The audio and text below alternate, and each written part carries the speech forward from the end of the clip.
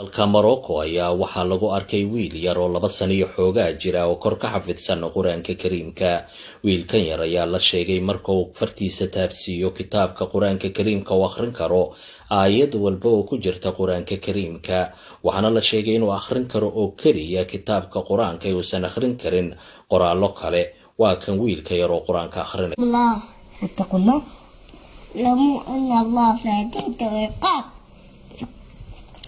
المدثر يا أيها المدثر فأنذر قم فأنذر ربك فكبر وربك فكبر ثيابك الطير الأرض ولا في السماء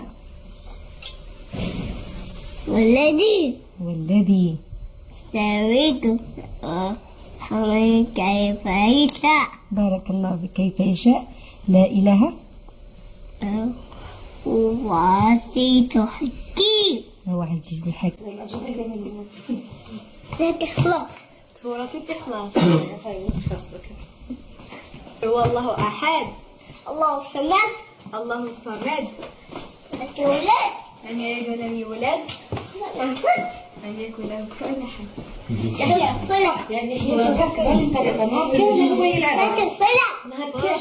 kan yar ayaa wuxuu leeyahay calaamad la yaab leh. farta suulka agtiisa ka soo baxday ayaa tilmaamaysa kelimada Allah.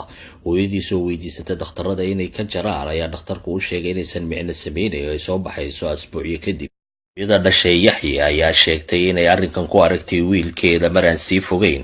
waxayna sheegtay habeenada ka mid iyagoo telefisyoonka fiirsanaya oo mar kaliya ay ku baraarugtay wiilkeeda oo Quraanka la akhriyay oo wadaad Quraanka ka akhrinayay telefishinka. arrinkan oo cabsi gelisay. waxayna sheegtay inay arrinkan la yaabtay oo una bandhigtay wadaadada ayna markii dambe ugu micneeyeen in wiilkeedu yahay mucjiso ka mid ah aayaadka Ilaahay una ka soo muujiyo makhluuqaadkiisa cidda uu raboodo.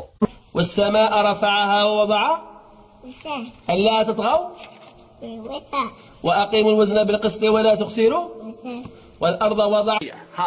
شوفي خذ الكتاب وآتيناه الحكم